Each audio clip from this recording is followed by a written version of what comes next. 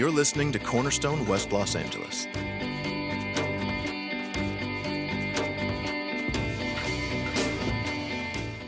We are heading into a new series this morning on the Sermon on the Mount. This is Jesus' most famous piece of teaching, and Scott gave us an introduction to it last week, and this week we're beginning in earnest.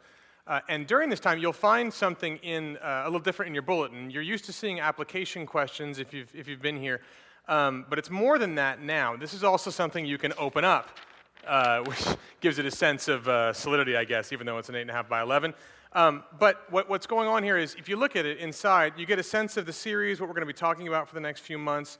You'll get every week more resources if you want to look at any particular topic that we're talking about in a given sermon. And there's a reading plan and a prayer guide, passages on the same topic that we deal with today that you can meditate on in these days of the week, and then a prayer guide that kind of helps you meditate, helps you engage God with those passages. And don't forget, on the back, there's the typical what's going on today. Every Sunday, you'll get one of these, and they'll tell you what's happening, classes, junior church, stuff like that.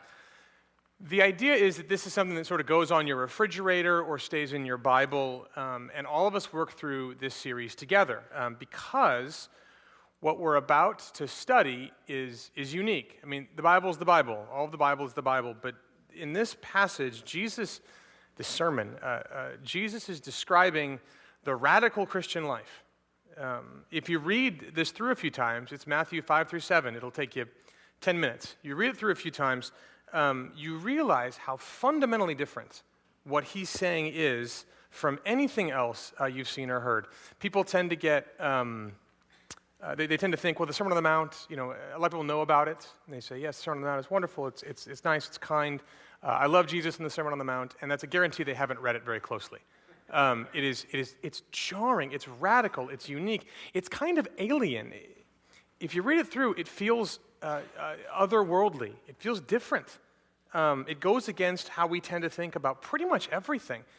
And yet it also feels really welcoming, kind of at the same time. It's refreshing and feels kind of like, even though it's so otherworldly, kind of like what you want the world to be like. And so you have these things coming together. You put that together, and that makes this series something that we don't just want to go through, see if we can't pick a couple nice ideas out of the sermons and then move on.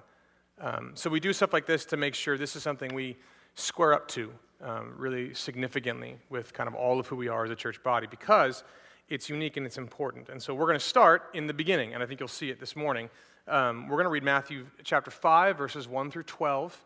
It's on page 809 of your pew Bibles, and it is on the screen as well. And here is the beginning of Jesus' sermon. Starting in verse 1. Seeing the crowds, he went up on the mountain. And when he sat down, his disciples came to him. And he opened his mouth and taught them, saying, Blessed are the poor in spirit, for theirs is the kingdom of heaven. Blessed are those who mourn, for they shall be comforted. Blessed are the meek, for they shall inherit the earth. Blessed are those who hunger and thirst for righteousness, for they shall be satisfied. Blessed are the merciful, for they shall receive mercy. Blessed are the pure in heart, for they shall see God. Blessed are the peacemakers, for they shall be called sons of God. Blessed are those who are persecuted for righteousness' sake, for theirs is the kingdom of heaven. Blessed are you when others revile you and persecute you and utter all kinds of evil against you falsely on my account. Rejoice and be glad, for your reward is great in heaven, for so they persecuted the prophets who were before you. This is the word of the Lord. Now, if you've been around the church, you might recognize the name for this section. They're called the Beatitudes. It's from the Latin word for bless, because you see how often Jesus uses the word blessed in this section. What that word means is deeply satisfying, deeply flourishing. Today we talk about it in terms of the good life. You want to be living the good life. You want to be living the dream, this sort of a thing. It's a value system. It's a way of looking at the world. And so we live in a way where this isn't really explicitly taught. Very rarely does someone say, hey, this is what the good life looks like, and gives you a list. We pick it up along the way. It's sort of in the water. It's the way we as a culture, we as humans look at some things as good, blessed, and other things as bad, woe. And you see it in the way it works out in your life. You see it in the kind of people you envy. I wish I was more like him or her. That means that they have the blessed life. They have the good life that you want. In the way you evaluate your own life. If you had a good day or a bad day, a good year or a bad year, typically that's because you either got closer to the good life or further away from the good life. How you make decisions, both small, and what kind of clothes should I wear, and big, like where should I move? A lot of people, if you weren't born in LA, a lot of people are here in LA because the good life said moving here would get you closer, get you more blessing. And a lot of people who leave LA do it because the good life told them to move. And so here's Jesus, who has begun his ministry not a long time before. He's performed miracles, he's chosen disciples, and a crowd is gathering around him. He's preached about how a new kingdom, the kingdom of heaven, the kingdom of God, is coming. And he goes up onto a mountain where all the revolutionary leaders would go to explain, their new kingdom. And he sits down to teach. That's how they taught back then. And so what's everyone in the crowd doing? They're waiting for him to deliver his platform. What is your plan in your kingdom for taking us to the good life? That's what good revolutionaries do. It's what good new kingdoms do. They're better at getting the good life. And instead of giving them his platform, Jesus delivers the Beatitudes. This opening salvo of the Sermon on the Mount, this manifesto about how his kingdom is not about delivering the good life that we think is out there, but about how the true good life is different than we thought. And so what Jesus is doing here in this passage is nothing less than giving us an entirely new value system, an entirely new way of evaluating and assessing life and the world and others and God and ourselves. It's radical, it's subversive, it's transformative, it's breaking up the foundations of the baseline things we think when it comes to life. And so what we have in front of us then, we have two kingdoms. Every kingdom has a culture, has a value system, has things that are prized and things that are spurned. And we have an old kingdom and a new kingdom. The way things are and the way things Jesus says should be. And we'll look at each of those kingdoms. That's what we're going to do this morning. We're going to look at the old kingdom, then the new kingdom, and then we're going to see how we can move from one to the other. So first, let's look at the old kingdom. People think of the Beatitudes, because they're kind of pithy, they sound kind of sentimental, they sound like phrases that would end up on a coffee cup until you're living them. No one who's mourning puts "blessed are those who mourn" on a coffee cup. And they're very jarring when you read them for what they are. Because they're jarring because we live and function under this old kingdom, this old set of values, this old way of assessing what's good and what's bad about life. And Jesus is teaching us that that default way of understanding the world has to be dealt with, has to be exposed if we're ever going to see what life is really about. So what are these values of the old kingdom? Well, Jesus teaches about this idea several times in his life. And in Luke 6, he's doing something similar. He's teaching, blessed are the poor, blessed are the hungry, blessed are those who weep, blessed are those who are persecuted. And he follows it up with this, but woe to you who are rich, for you have received your consolation. Woe to you who are full now, for you shall be hungry. Woe to you who laugh now, for you shall mourn and weep. Woe to you when all people speak well of you, for so their fathers did to the false prophets. What he's doing is saying, here are the values you live by already, and you think they lead to blessing, but they actually lead to woe. So he shows you what these old kingdom values are, these default values of what we prize, what we believe constitutes the good life. Our old kingdom values, we value being rich, not poor. In other words, having some money, some control, some security. We value being full, not hungry, having some comfort, some enjoyment, some niceties, some quality of life. We value laughing, not weeping. That word laughing means like victory, excited because you won. We value having some wins in our column.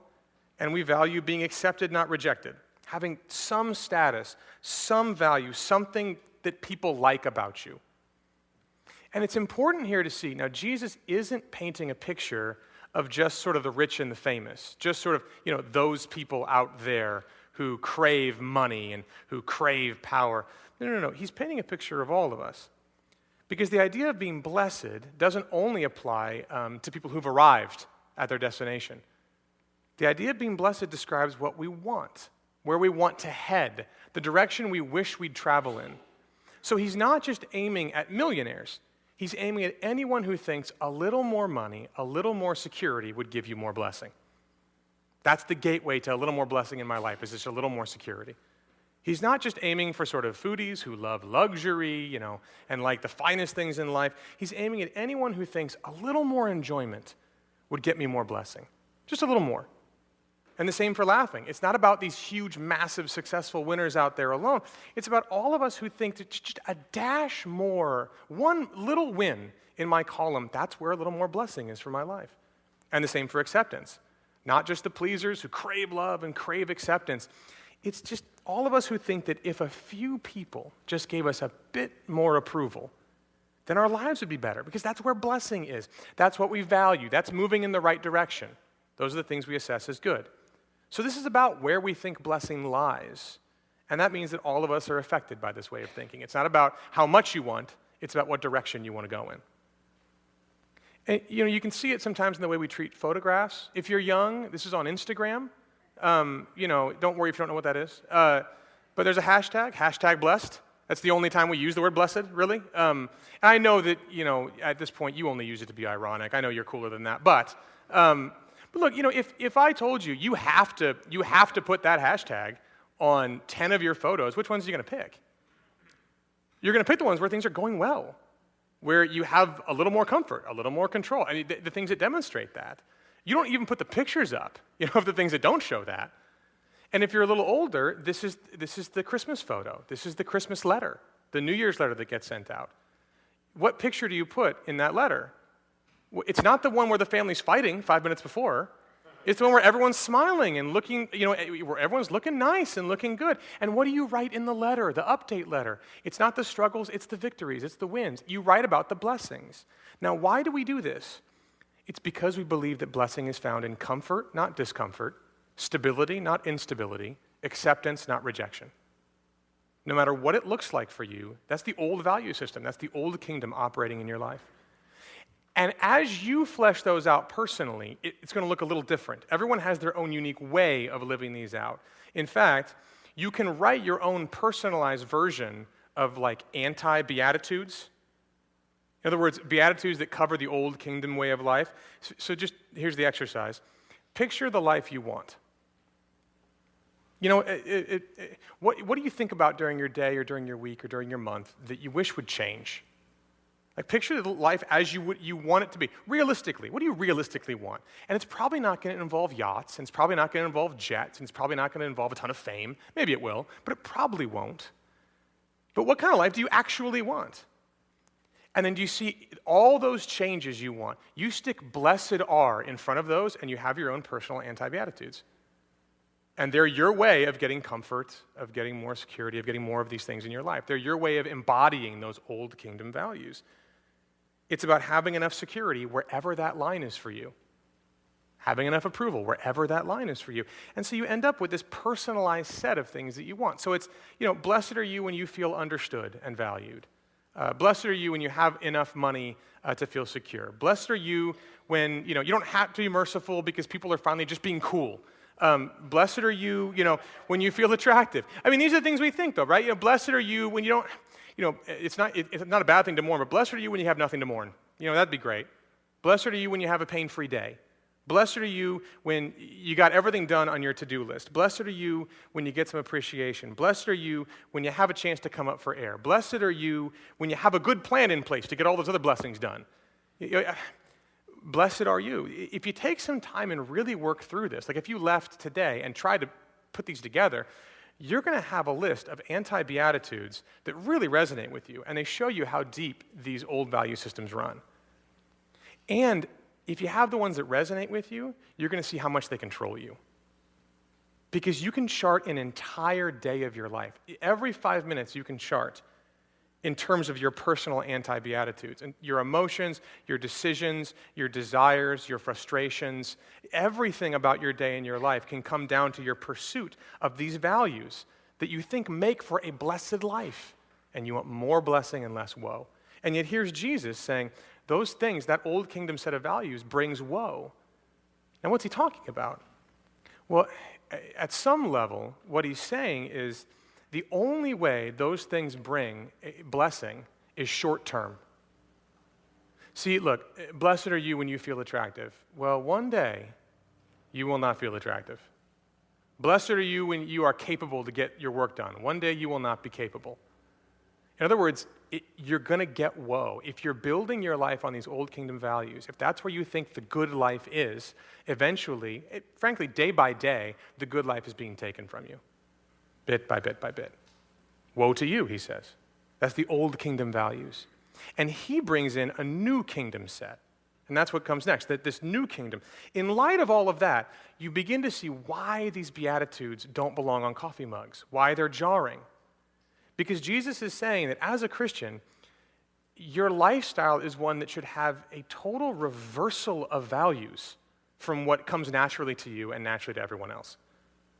Each beatitude is essentially saying that we should be prizing things that the old kingdom rejects and be very wary of things that the old kingdom embraces. And so, ultimately what you see is that Jesus' kingdom doesn't give you the good life you think you want. His kingdom frees you for a good life you didn't think was possible. That's essentially what these Beatitudes are. And we have to work through them one by one because they're so easy to miss. They're so Bible-y in their language. But here's what we're going to do. Now, these aren't 8 different people. It's not, well, there's the mourners over here and then the poor in spirit over here. No, they're all perspectives on the Christian attitude towards life. They're all values that the Christian's going to bring to the world that they live in. And there's a kind of flow to them that you'll see as we work through them, where one kind of leads to the next. There are different facets of things that all overlap. And so first, blessed are the poor in spirit. The poor in spirit are those who are needy, sometimes physically, but always spiritually. Poverty, real poverty, if you've experienced it, not things are tight this month, we have to sort of cut back. Real poverty, it puts you in a desperate situation. And that's what Jesus is saying here. To be poor in spirit is to feel desperate about your soul, spiritually impoverished, unable to function, in such a way that you can't just cut back a little, tighten the budget, and be okay. You're poor in spirit. And then he says, for theirs is the kingdom of heaven. Now, this is the first time he mentions the kingdom. And this is the operating reason why his value system works. Because he says there is a kingdom of heaven, and it's coming, and that frees you to do things and live in a way that you never could have otherwise. And you see it first here. The poor in spirit, theirs is the kingdom of heaven. In other words, the sense that I'm doing okay spiritually. I'm kind of coming along. I can stand on my own 2 feet here. I'm feeling good about my spirituality is not what characterizes Christians. That's not what we value. That's not the direction we're supposed to be heading in. The times when you feel like you can't stand on your own 2 feet, the times you're tempted to spin things or hide things because you're worried about what all the other Christians are going to think, the times you look around a room like this and see everyone singing and go, I don't know how they can do that. I'm coming apart inside. The times that you just go, I don't know, I kind of feel like giving up on the whole thing sometimes. The times that you are poor in spirit, that you don't have all these things figured out, that is the Christian attitude. It's to those people that belong the kingdom of heaven. And you see how upside down that is from our normal way of thinking? How counterintuitive that is? No matter how much you hear about it, the opposite. We think that God at some level rewards people who have it together. That's what we think. The good ones, they have it together. And we have Christian versions of this where, God rewards the people who know that they don't have it together. So if you have it figured out that you don't have it figured out, that's the win. Like that's what God comes and kind of, you got it, didn't you? Yeah, you're the cool kid. You see? That's what we think. And yet Jesus says the kingdom of heaven is coming for those who genuinely do not have it together. They know they don't have it together. And sometimes they freak out because they're worried they don't know enough that they don't have it together. Those are the folks the kingdom of heaven is coming for. Jesus says it himself, I have come for the sick, not the healthy. And so if you're posturing like you're healthy, no matter how Christian you look, you are not poor in spirit. At least you're not understanding your poverty in spirit. It's his words. And it moves on, blessed are those who mourn. Now, mourning is not just losing a loved one or losing something you prize, though it's included in that. It's the weight of the total sin in yourself and the world that brings on a response. If you're satisfied yourself, you see, if you're satisfied in yourself, if you're rich in spirit, you're never really going to mourn much. You know what you'll do? You'll complain. You complain about the world, but you don't mourn for it. You complain about the things going on in your life or going on in yourself, but you don't mourn for them. If you're poor in spirit, though, you'll mourn because you'll see things accurately. You won't have to posture anymore. And so that doesn't mean now you grieve without hope or you sort of walk around all mopey all the time, but it means that poverty of heart tends to create a tender heart towards things, towards other people, towards yourself even. And so in yourself, you're sensitive to your sins and your failures. They're not nothing to you. You don't just sort of go, I guess, and move on. And what's more, in the world, you're sensitive to what's going on, to the effects of sin in things in the world. And it's not just, I feel so sad for those people. It's the kind of thing where you can't just flip the channel. You can't just scroll down the social media feed onto something new. It gets to you, and it gets to you because it's not just bad things. It's the sum total of the brokenness of the world. It's for the victims and the perpetrators and you. If you're a Christian, at some level you've experienced this. You mourn. It's being like Jesus weeping at the tomb of Lazarus, or wishing that Jerusalem would just gather under the wings of the mother hen, but they refuse. You mourn. And now in the world, it's the strong and the capable that are supposed to be able to feel bad about those things and move on. And Jesus is saying the kingdom of heaven is full of people who can't just change the channel. Stuff gets to them. And he says, why are they blessed? For they shall be comforted. The Bible's pretty clear. That coming kingdom is a place where every tear is wiped from every eye. The Psalms say that God keeps your tears in a bottle, and he has them written down in his book. And if that's true, if your poverty of spirit means that you are a part of this coming kingdom, then nothing can happen to you that won't come undone one day. There's no mourning you can do that won't be undone in some future day. Those who mourn can be blessed because nothing they mourn now won't be dealt with in Jesus' kingdom. Blessed are those who mourn. I know we've got to go a little faster now, but blessed are the meek. Now see, again, you see certain ties here. Meek means gentle, but it means more than that. It means unassuming. It means not impressed by yourself. And so meek people, if you live as someone who's poor in spirit and who mourns sin, then you aren't so consumed with getting your own way. You're not really using what power you have to leverage to get what you want. You're much more appeasable. You're, in a sense, more calm, but also more strong. It doesn't mean that you don't stand up for important things. It means that the way you stand up isn't about a spotlight or making sure you also get what's yours. And so someone who's meek tends to be seasoned. They have that feeling of seasoned about them. They've been around a little bit. And they're a calming presence. They don't hog the spotlight. They're just there. They're there for you. They're meek. And he says, they shall inherit the earth. In other words, if there's a coming kingdom that's inherited by grace, then you don't really have to be self-assertive now to get, what you need out of life. That's coming for you regardless. And so you're free to be meek. You're free to not be domineering. You're free to not leverage. You're free to be out of the spotlight. You're free to just serve people. Meekness, blessing. And then blessed are those who hunger and thirst for righteousness. Now, this is a hard one because we say hungry and thirsty in the wrong ways, typically, at least out here. So we say things like I'm starving. We say, what we mean is I'm snacky. We say I'm a little parched, and you can't be a little parched. Like anyone who's actually been parched knows that's not like a thing you can do in degrees. And because it's one thing to be snacky. It's another thing to, if you've ever really experienced hunger, like really experienced thirst, it's a all-encompassing, focusing experience. You think about one thing. You need one thing. Everything else falls by the wayside. And in the same way here, what Jesus is saying is that, if you're meek, if you've seen poverty of spirit and mourning and meekness because the kingdom of heaven is yours, then all of a sudden, you move out into the world not as someone who's hungry for a lot of different things. You move out into the world as someone who really is only hungry for one thing. Worldly success is fine if it comes your way. Approval is fine if it comes your way. But there's one thing you have that kind of hunger for, and that's righteousness. Righting the things that you mourn over in yourself and in the world. And he says, for they shall inherit, or they shall be satisfied. In other words, when you're hungry like this, you realize that only God can satisfy you. And if you're part of the coming kingdom, it means he absolutely will. When you're hungry for other things, Jesus says, woe to you. They're going to leave you. You're going to stay hungry. But if you're hungry for this one's actually coming. And so these first four, do you see how they kind of hang together? They tend to emphasize your understanding of yourself and your posture before God. And so Jesus tells lots of parables about this.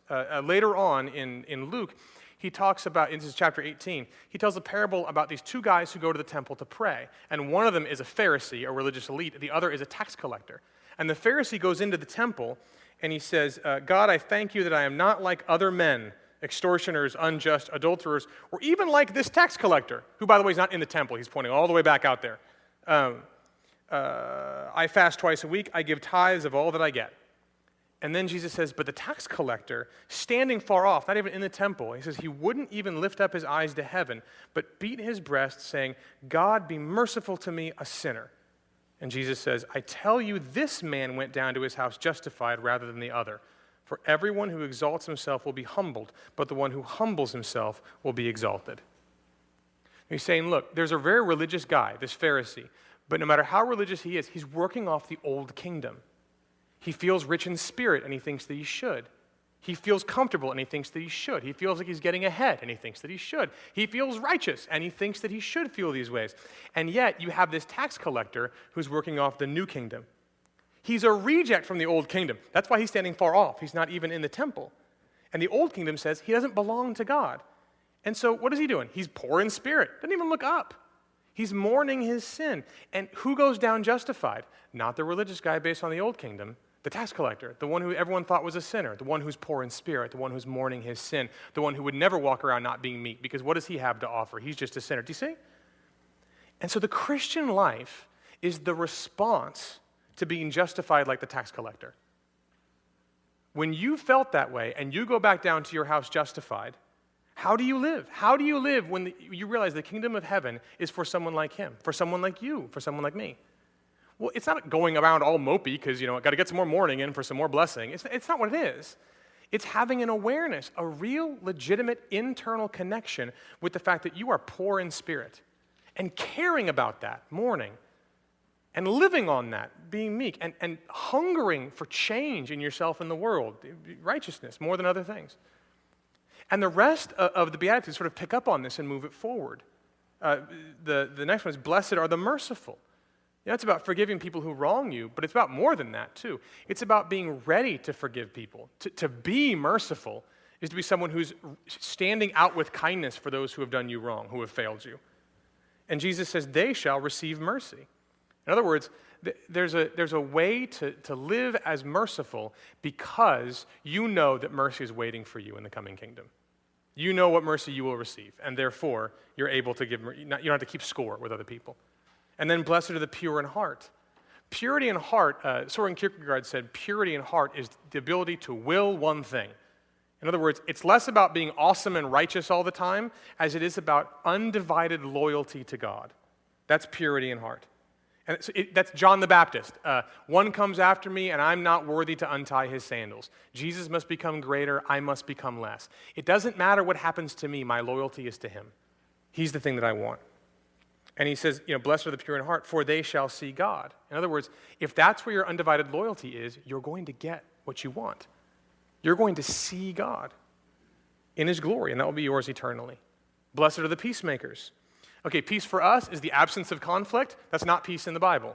Peace in the Bible is shalom. It's flourishing and harmony of all things between one another, between us and the earth, and between mankind and God. That's the extent of peace. And so when he says be a peacemaker, he's not saying just try and keep everyone happy, don't rock the boat. Be like the nice Christian who sort of is nice to everyone and don't worry about it. No, he's saying you be someone who's an agent of change for positive peace in the world. What does it look like? And that gets complicated. But it's difficult work. Peacemakers, in other words, so care about God and other people that they're unsatisfied if things are just okay, if there's just an absence of conflict.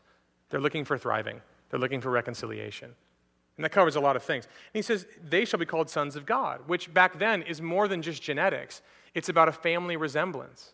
So sons of God here means that peacemakers who try and make that shalom at any cost to themselves They look like God. He's the ultimate peacemaker. They look like him. And then finally, blessed are those who are persecuted for righteousness' sake, which he expands. Blessed are those who, when others revile you and persecute you, because this one's really hard for us. We tend to operate on the idea that if you do something good, it should get rewarded. You kind of expect that. If you're nice to someone at work, you expect for them to be nice back to you. That's how it ought to be. And yet, Jesus is saying that's not how the world actually works. When you're actually righteous, when you're actually doing right things, if you're a peacemaker in this sense, then you're going to kind of be disruptive sometimes, even though you're meek. You're going to kind of get in the way of certain value systems every once in a while, just because you're trying to love in a holistic, comprehensive way. And that's going to bring about things like persecution. In other words, I got to stop saying in other words, but if you feel safe and loved in the world, that probably means you're not being very good at being a peacemaker. And Jesus says you should expect to not feel safe and loved. You should expect to not feel welcome in the world at times. And he says you should rejoice and be glad, which is even harder, even crazier, because we tend to use people as a barometer for how well we're doing. If everyone thinks we're stupid, we tend to think we're stupid. And that's sort of wise in a sense. If everyone thinks something, it's at least worth checking. But Jesus says, no. You can rejoice in these moments, not because you enjoy being mistreated, but because there is a reward in heaven that will make any mistreatment you experience now seem tiny, seem light. The kingdom of heaven is coming for those who are poor in spirit, and where that domino falls to all the rest of these beatitudes. And therefore, even persecution, even being reviled, even not feeling safe and loved and welcome in the world is something that you take in stride and even rejoice in, because that's a sign of what's coming next. And so you see, what's happening is your posture is pushing you out into the world in a different way, with a new lifestyle. And Jesus tells a parable about this, too. It's called the parable of the unforgiving servant. There's this man who owes an incredible amount to a king, and he pleads to the king for mercy. And the king says, you know what? I'm not going to throw you in jail. I'm going to forgive your debt. Go, you're free. And this man leaves, and he sees a friend on the street who owes him a very small sum of money. And the friend says, I don't have it for you. Would you have some mercy on me? And the man throws the friend in prison. Well, the king hears about this and is unhappy. And he brings the man in, and he throws the man in prison until he can pay back that exorbitant sum that he owed. Because the king says, if you cannot appreciate the mercy I'm giving to you, if you really appreciated the mercy I'm giving to you, you would have shown it to your friend who owed you much less than you owed me. And Jesus opens that parable saying, this is what the kingdom of God is like. And so in these Beatitudes, what's happened? You've received an incredible mercy. You were poor in spirit. You were mourning. It leads to meekness, to this hunger for righteousness, and yet God takes you in. And how then are you not going to live that out in mercy to others, and purity of heart, and peacemaking, and even through persecution? This then, see what the Beatitudes are, this new kingdom is? This is a picture of a person who is not controlled by the world's value systems anymore.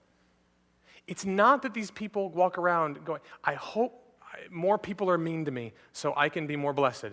I hope more people, sin against me so I can be more merciful. That's not what this is. It's that they are blessed even when those things happen because they aren't controlled by that old world value system, that old kingdom system.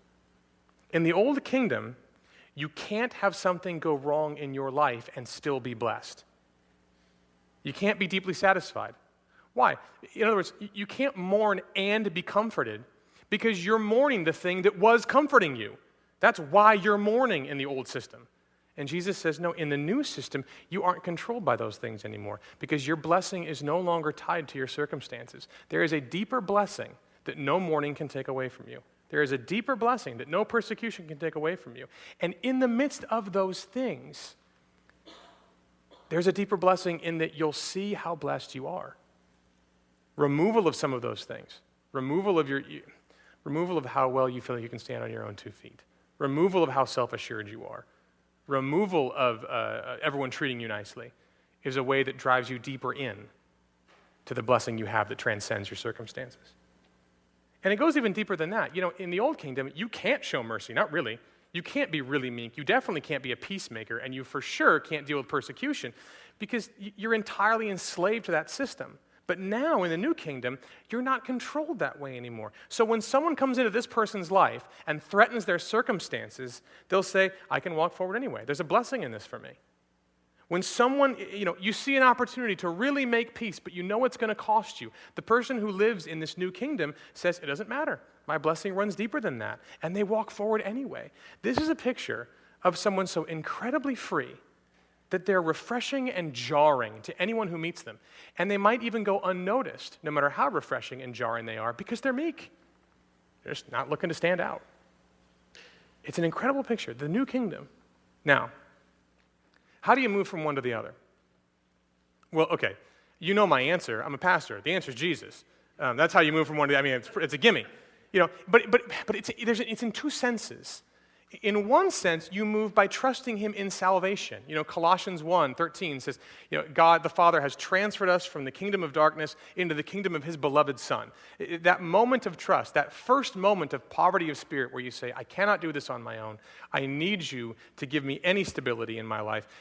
That's a transfer into this new kingdom. But here's the thing about, citizenship changes. Just because it's official, just because you've changed citizenship officially, doesn't mean that you've internalized the value, the culture, or the priorities of where you live now. And a lot of non-Christians, this is what turns you off to the church. And some of you were here being very surprised because what you saw growing up or in the church you experienced was a bunch of Christians who were living by the old kingdom value system and yet thought they were better than you because they were religious.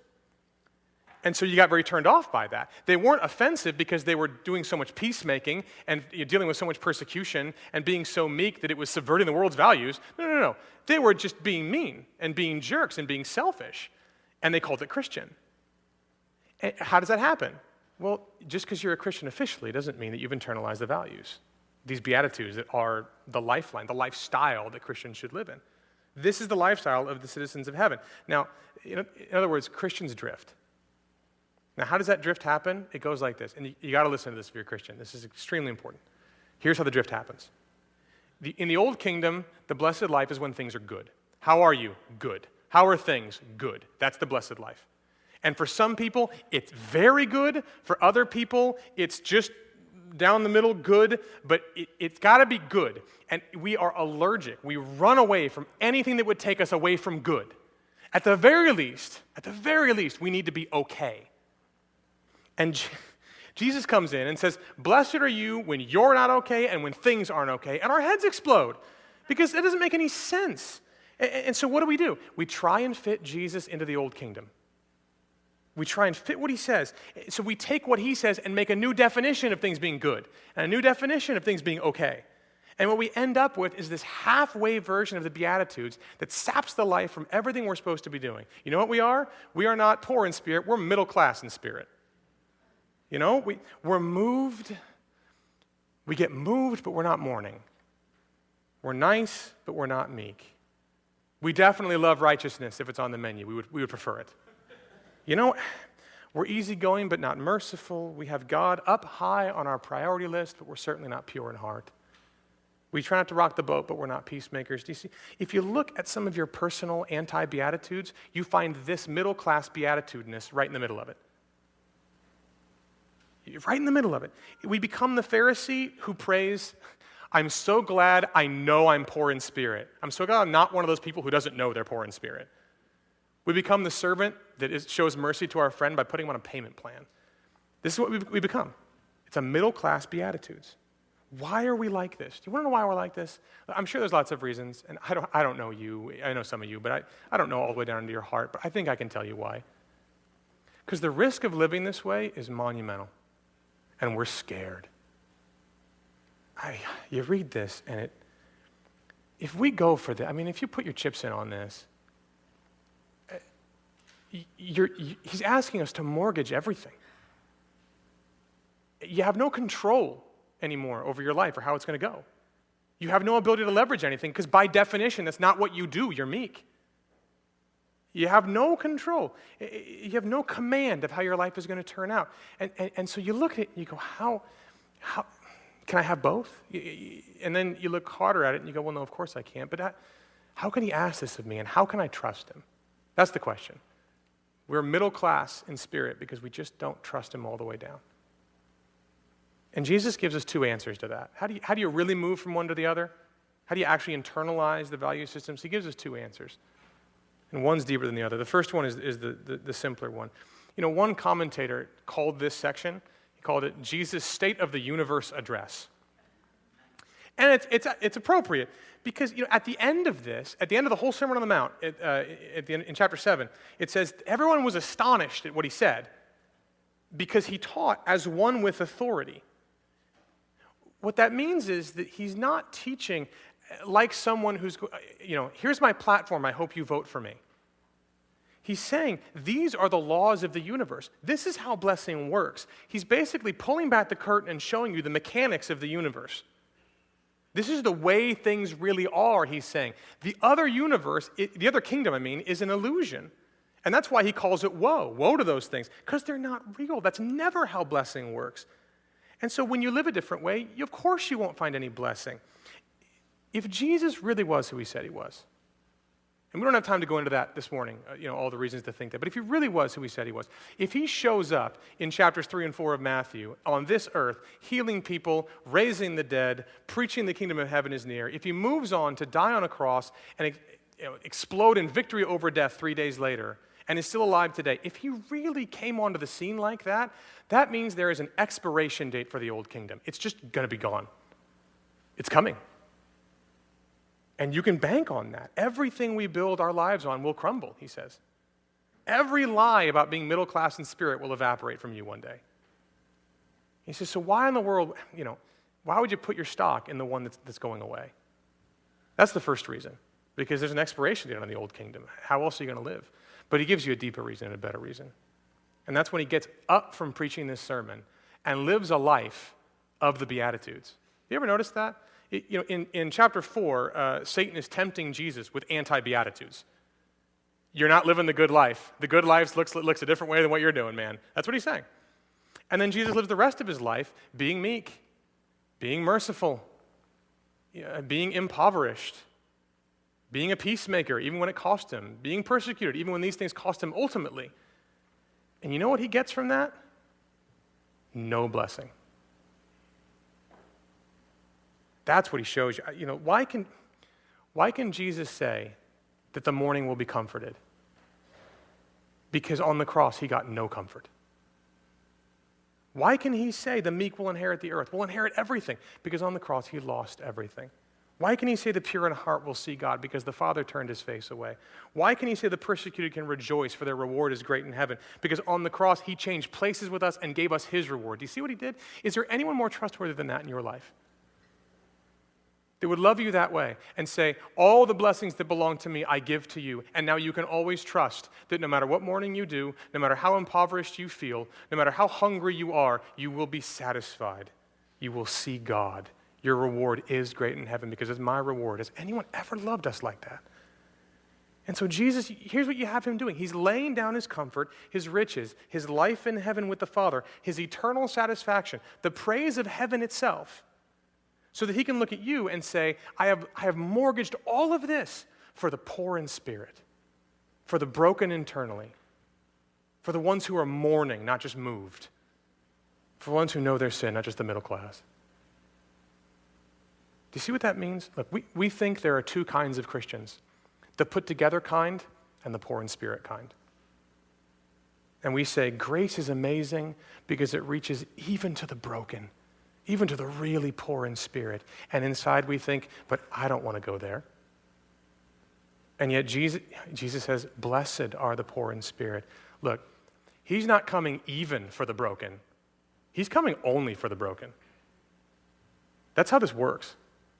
And if you try and live by the old kingdom values, if you try and be middle class in the Beatitudes, when we try and be middle class in the Beatitudes, we will never experience the goodness of the Lord and the grace of the Lord. It's just not going to happen.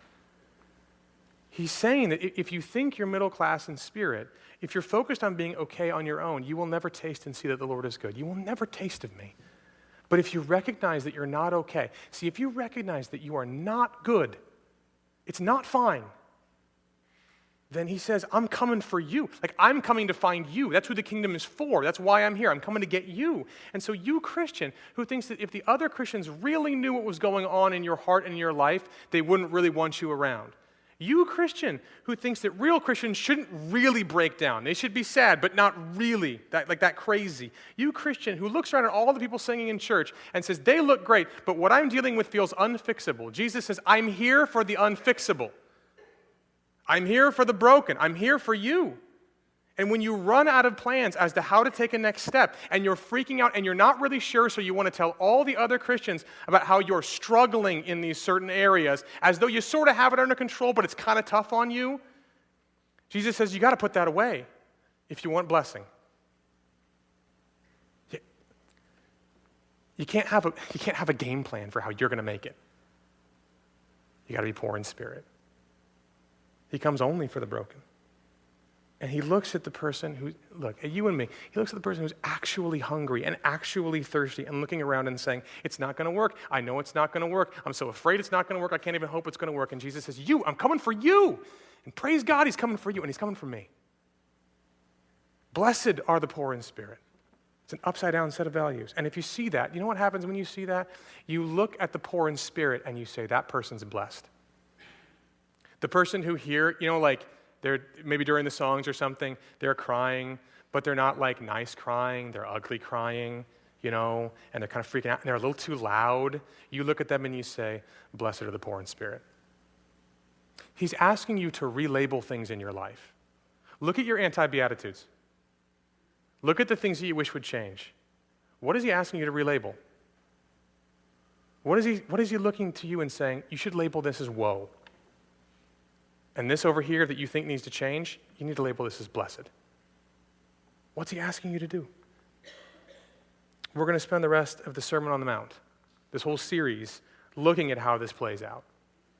But in the beginning, Jesus is telling us that we're going to have to turn our lives upside down. That's the only way this works, if we're going to understand what reality is really like, what blessing really is, how we're all called to live. And all because of how he turned his life upside down for us. Like, are you free like that? Do you see the kingdom of God coming for you? The good life this world has to offer goes bad eventually. The good life Jesus comes to declare gets better eternally. And that's where we want to be. Let's pray. Thank you for listening to Cornerstone West Los Angeles. For more information, please visit us on the web at cornerstonewla.org.